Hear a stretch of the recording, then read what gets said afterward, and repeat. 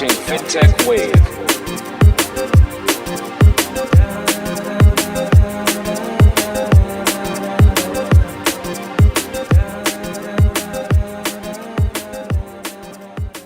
Hey, what's up, everybody? This is Ken from Fintech Wave. I hope you're well. I'm back with another video. And today's video, I'm going to be talking about Ripple and XRP and what I think the ideal scenario is. But first, before I get into that, I want to talk about some of the reasons that I made this video. Like the elements that kind of came together that made me feel like I needed to put a video out that addresses the positive things that are coming from Ripple. That I really think are going to happen, that I believe are going to happen, that I want to happen as a member of the XRP community. All my XRP heads out there, big shout out to you guys. We've been waiting for this for a long time. XRP's been through it. There's no question about that. And I'm starting to see the light at the end of the tunnel. The clouds are starting to break. So there's good things ahead. So there's a couple of reasons, 2 or 3 reasons that I'm going to touch on that prompted this video. And I'm going to start with those. First of all, there was this announcement from MoneyGram this week that they're going to be allowing customers to buy Bitcoin for cash. Pretty huge. That opens up Bitcoin to a whole new set of people who might have been on the fence about crypto, who didn't know much about crypto, who are scared of crypto. They see it now associated with a name like MoneyGram, and it changes things a bit. Like, okay, well, I can go to MoneyGram, talk to somebody at the counter, give them some cash, and in a few minutes, I can have Bitcoin. Basically, people can buy Bitcoin for cash now over the counter. They can also sell Bitcoin for cash. And how is MoneyGram going to achieve that? They're going to do it through an alliance with CoinMe Exchange. CoinMe, I call it an exchange. Basically, their main play is they have Bitcoin ATMs all over the place. Coinstar machines. You may or may not have seen them. They're supposed to be the largest network of Bitcoin or crypto ATMs in the United States. 47 states, 20,000 locations. This opens up crypto to a lot of potential people who may not be involved in the space. So for crypto as a whole, this is big. Initially, you look at it, you see MoneyGram dealing with a cryptocurrency right after they distance themselves from Ripple, and your first impression might have been, wait a minute. But upon closer scrutiny, I really don't think it poses a problem for Ripple at all. And if anything, it's good for the crypto space because at the end of the day, this is great for adoption. And hopefully we will see a delayed effect this coming week and the week following. But Ripple came to mind and it's big news. So I wanted to bring this up as my first point that prompted this video. Secondly, we have this announcement that was made in early April. I did a video on Ripple's presence in Southeast Asia. A couple of months ago, they talked about how they were really ramping up their presence in the region to take advantage of the fact that there are many people out here who are unbanked, but they have cell phones. A cell phone and an internet connection is really all you need to participate in cryptocurrency. You don't need a bank account. So this is just April 1st. Pretty big announcement. I'm not going to go too far into detail. The point is Ripple ramps up its presence in Southeast Asia, and they made an announcement to that effect on the 1st of April. Southeast Asia, you're talking Singapore, Vietnam, Indonesia, Cambodia, Philippines. Philippines alone, huge. Many islands, people spread out all over the place. Then, not really necessarily Southeast Asia, but Korea is part of the corridor. This part of the world, there's lots of people and there's lots of cell phones, and cell phones are a dime a dozen out here. Just getting a piece of everybody who wants to send money from here to there internationally is a play in and of itself. Just that alone. So much so that it brings me to my next announcement, and this is the icing on the cake. I came across this recently.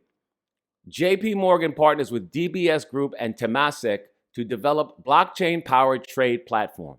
Leading American bank JP Morgan has joined hands with Singapore-based investment company Temasek and DBS Group Holdings to create a blockchain-enabled foreign exchange settlement, trade, and payment platform, get this, for seamless cross-border transactions. Who does that sound like they're trying to emulate? Ripple, I'll go back to this announcement on April 1st. Big move in Southeast Asia. What do we see on April 29th? Not a month later. Right there with them. So I start looking at this like, wait a minute, what's going on here? Is the SEC thing just getting milked until Jamie Dimon can get set up out in Southeast Asia? It almost seems like that, honestly. The company behind the new blockchain platform will be called Partier. It will utilize blockchain technology to streamline cross-border currency settlements, trade, and payments by minimizing currency latency and frictions. That is right out of the Ripple playbook. That's enough to really, really make you just shake your head. So with all these things, I mean, the MoneyGram thing wasn't so much of a Ripple thing, but they had an association with Ripple, and now they're doing crypto on their own, so they get mixed in with the bunch. And then, Ripple goes to Southeast Asia, JP Morgan goes to Southeast Asia. I'll put links to these articles in the description because the video is about the ideal scenario for Ripple. And I just wanted to touch on the 2 or 3 things that kind of made me shake my head to the point where I was like, I got to break it down. So on that note, here's what I think would be awesome. And all of these items are based on the notion that XRP is going to be relisted, which looks like it's something that's going to happen soon. So I'm going to take that as a given. And once XRP is relisted, here is a list of items that I think constitute the ideal scenario for XRP. First of all, Ripple will win the SEC case and be declared a currency, and all will be right with the world. That's the first thing. The second thing is, as a result of winning the SEC case, the price will go from where it is now, which is $1.50-ish, anywhere from $1.40 to $1.60, kind of fluctuating around there. And it will go up to, I'd like to see it move to $10 in the short term, right? So now we have a $10 XRP. So those are the first 2 things, right? The third thing is pretty big. Flare Networks launches next month on schedule, as they said they will. If all goes according to plan, here comes Flare Networks, based on, as I said 2 videos ago, the XRP ledger and the Ethereum virtual machine. Since it's based on XRP, there is an inherent association with XRP, and just the launch of Flare and now your ability to write smart contracts and utilize XRP in those smart contracts will boost the price of XRP further, not just with XRP and smart contracts, but with all the DeFi activity you can do. That should take the price of XRP even higher. I'd like to see it in the $25 range shortly after the Flare announcement, maybe even by Christmas or January, right? This is my wish list, so let me rock with it. Okay, number 4, and this is just totally off the head. What if Amazon were to mint a stable coin to make its DeFi activities easier for the companies that it is making DeFi cloud services available to? A few videos back, if you look in my catalog, you'll see Amazon Goes DeFi. And a lot of people don't know, first of all, that Amazon has the biggest cloud platform out there. And secondly, that they're making blockchain services and DeFi services available to their customers in the cloud. And one of the aspects of decentralized finance or setting up a private blockchain is that you need a stable coin. And to make life easy, which Amazon is pretty good at doing, what they may do is they may mint their own stable coin and just make it part of their whole DeFi platform. You can use DAI stablecoin right now, but what Amazon may do just to keep things in-house is be like, mint their own stablecoin on the XRP ledger, like David Schwartz was pointing out heavily a couple of months ago. And if that happens, then Amazon, first of all, entering crypto in that way will boost the price of everything. Secondly, the fact that when people finally see the fine print and realize not only has Amazon entered crypto, but they're utilizing the XRP ledger to mint their stablecoin, which makes total sense with Flare Networks in place at that time. Because imagine being able to not just, now I'm going to go off the head one step further. Imagine if Amazon stablecoin was a Flare asset. Oh my goodness. Crazy. You could stake Amazon coin. Imagine. This is hypothetical I'm talking about, but Flare opens up this possibility directly. Amazon is already in DeFi. Amazon is already providing blockchain services, mostly to the enterprise level. But even if you wanted to just as an individual go on Amazon managed blockchain and dabble around, you could. So those things are already happening. As I said, you need a stable coin to really get a private blockchain going. And it makes perfect sense to me that a play for Amazon in the crypto space would be to mint their own stablecoin. That's just something that I said back in that video, and I'll say it again. And if they do it, it makes sense for it to be done on the XRP ledger. And if that happens, kaboom. Just off the quasi-affiliation with Amazon as a result of a move like that, I could see the price of XRP going to like the $40 to $50 range because of something like that. The next element of what I consider the ideal scenario for Ripple and XRP is for the NFT marketplace, particularly companies like Rarible and OpenSea, to adopt Flare networks as an option to utilize the coins associated with Flare networks to be able to mint NFTs.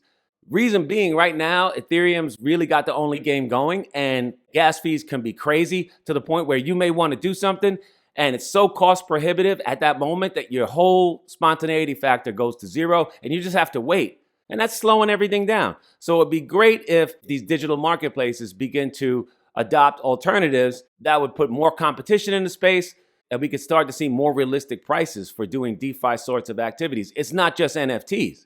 It's also, like I said, doing swaps and things like that. When Flare Networks comes out, a whole new set of possibilities is going to be opened up. And it's funny because I was in a Discord chat group recently and I made this observation. I was like, you know what they're doing? Because the Ethereum gas fees in the last week went crazy. I mean, things that would normally be 50, where if it were 100, that would have been expensive. Those things were costing $300 and $350 to do. And it's because the Ethereum guys, two things. They know that you have to use Ethereum for any ERC-based transaction or any Ethereum transaction. And they also know that those days are numbered for Ethereum to be the only game in town. So, I made an observation like, you know what they're doing? They're basically trying to clean up while they still can because they know that the party's over real soon. And ultimately, I think if NFT marketplaces were to announce adoption of Flare networks, if Rarible and OpenSea said, we're going to make minting and selling NFTs available via Flare networks and the tokens involved in Flare networks, when things get that comprehensive, I could see XRP going to $75. And this isn't some 2-year scenario. This could happen in the next 6 months. Next is other blockchain gaming companies like Decentraland and Engine also adopt Flare networks. And that would increase the price of XRP even further, simply because people in the space all know blockchain gaming is going to explode. And people outside the space will be finding that out soon enough, especially in the social distancing environment that the world has taken on. I can see gaming growing in popularity just from that. So blockchain gaming is going to take off and more people are going to find out about it. And as Flare networks and as a result, XRP become integrated into those networks and integrated into that situation, XRP just becomes more and more ubiquitous. Now it's not just a cross-border platform thing. Now it's not just an ODL thing. Now it's an everyday item. So I could see a situation like that driving the price of XRP up even further. Who knows? $80, $90, even maybe starting to push $100 by that time, which could be the middle of next year, which isn't that far away. And then I could go on and on with this list. But just to cap things off and close things up, lastly, for the ideal scenario for Ripple and XRP, I see XRP being declared as the world reserve currency or global stable coin or global bridge currency, whatever one of those names you choose. It's the main settlement token. And who knows, like the dollar is the reserve currency for oil, like for all these years, anything that happened in oil was pinned to the US dollar. Well, digital currency is ultimately going to be replacing the US dollar. And XRP becoming the world reserve currency kind of puts XRP at the center of that whole situation, where you look in the news or you look on the stats, and instead of seeing a barrel of crude oil against the US dollar, you'll be seeing things like a barrel of crude oil against XRP. Can you imagine? So at that stage, which could be any time in the next 36 months or sooner, XRP could reach something like $10,000. And that's really where I would like to see XRP go. When XRP goes to $10,000 a token or even higher, hopefully, that'll be a beautiful thing. This is Ken from Fintech Wave. Thanks for checking out this latest episode. If you like the content, please hit like and subscribe. Shout out to all the people who've subscribed already. I'm going to try to keep the quality content coming on Fintech. I appreciate you. And there's a link in the description. The Fintech Wave theme is now an NFT. See you next time, everybody. Take care.